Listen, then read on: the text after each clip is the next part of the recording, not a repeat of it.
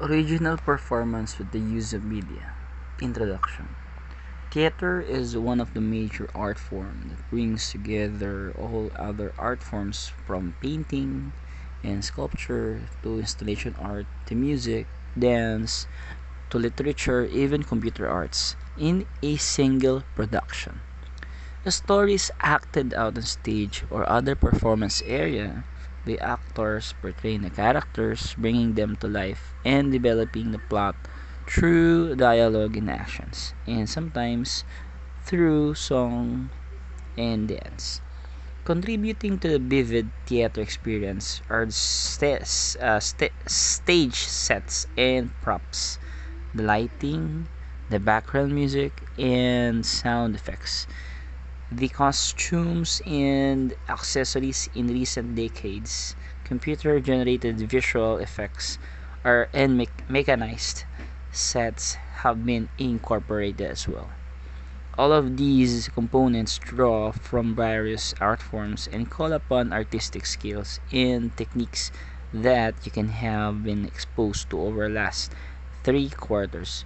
In this fourth quarter, you will get to experience the complex, exciting process of mounting an original performance together with your classmates, combining most, if not all, of these skills and techniques. Philippine theater and performing groups. The Philippines has a rich, thriving theater industry that you may have interested to venture into the future.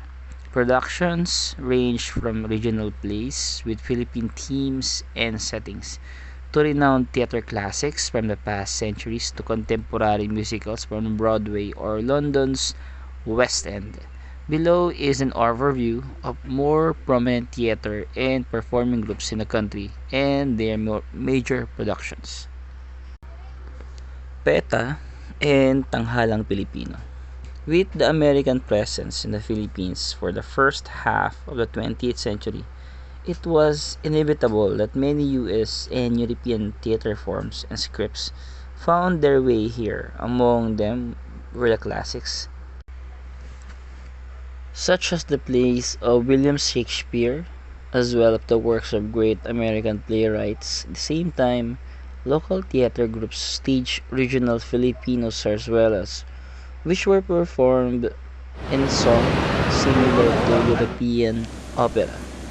In the past few decades, modern theater groups have continued to express distinctly Philippine interpretation of both original written plays as well as adaptations of foreign works translated into Filipino. At the forefront of the Philippine Educational Theater Association, or what we call as PETA, was found in 1967 by Cecil Guidotti Alvarez and Tanghalang Filipino, the resident theater company of the Cultural Center of the Philippines. One of Tanghalang Filipino rather, or is Himala 2004, Caredivas, PETA 2011. Meron tayong Haring Liar, PETA 2012, Pamana, PETA 2013. The productions of these groups span the range of daring new presentation of classical works to the spectacle of Philippine myths and legends to commentaries on current social and political issues. Meron pa tayo dito, Ibalong, Tanghalang Pilipino 2012. Meron din tayong Noli, Tanghalang Pilipino 2011. And William, Tanghalang Pilipino 2011.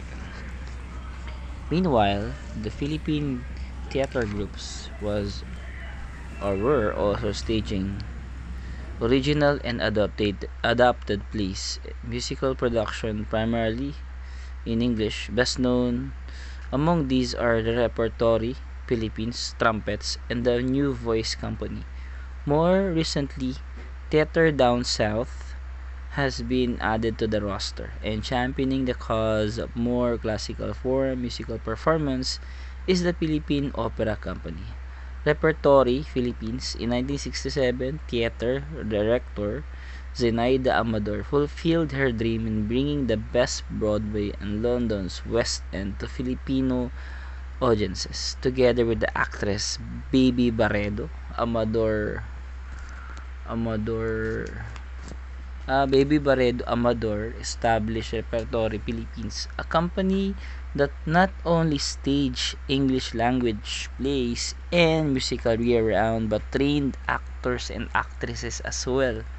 The company continues with this vision to this day. The multi-awarded theater actress, singer Lea Salonga, in fact, began her career as a child lead in production of the Repertory Philippines. From there, she went to become the international stage superstar in the lead role Kim in Miss Saigon, putting the Philippines on the map in terms of theater talent. Lea Salong got the lead roles for repertory productions of Annie and London's Miss Saigon.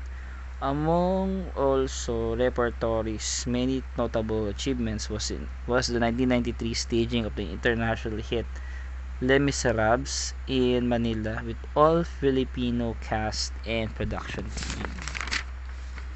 In 2009 season, Repertory added Filipino classics in English to its production. A Portrait of Artists as Filipino by national artist Nick Joaquin. To date, it continues to offer a mix of production ranging for literary classics to contemporary satires, comedies, and musical.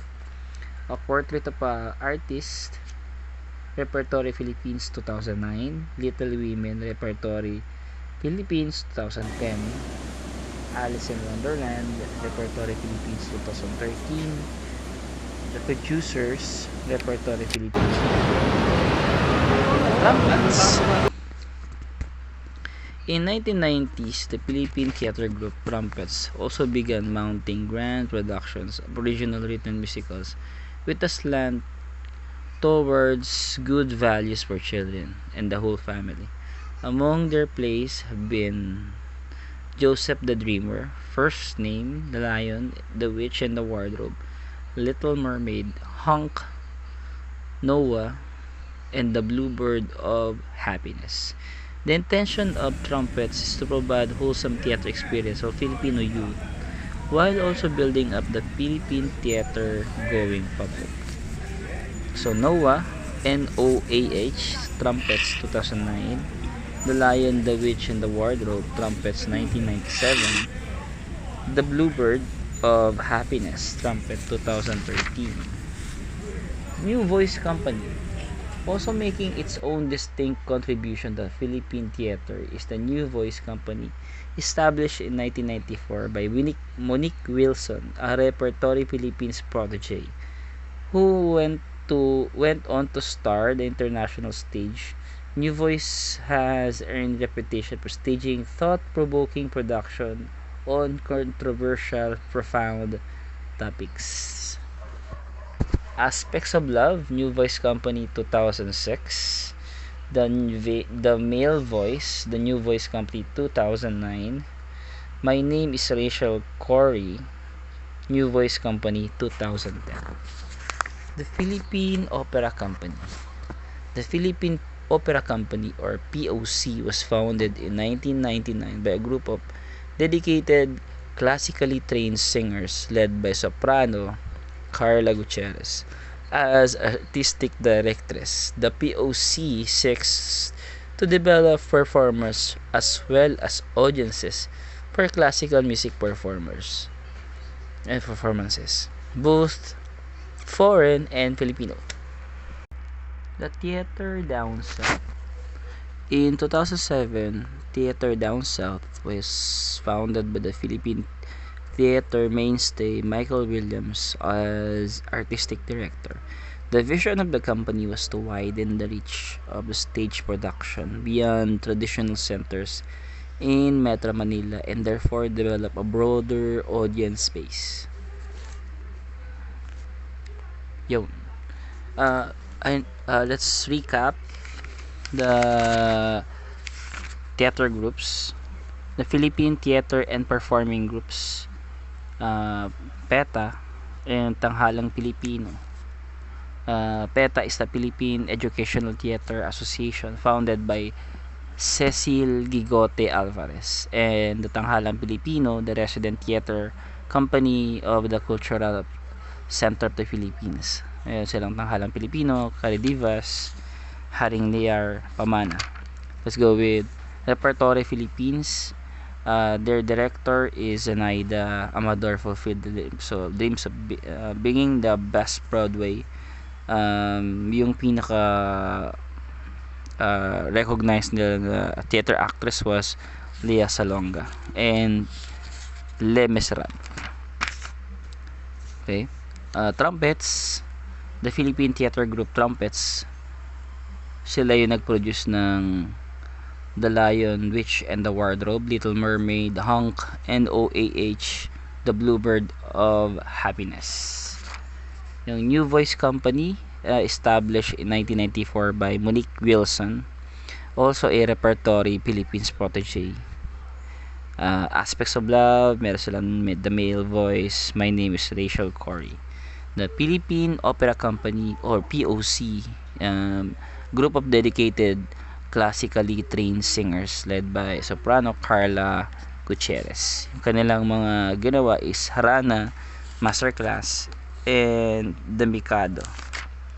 Yung Theater Down South naman is founded by the Philippine theater mainstay Michael Williams as their director. Midsummer Night 2007, Princess and the Red Carp, and Funny Thing Happened on the Way to the Forum. Okay? Thank you very much for listening. Thank you.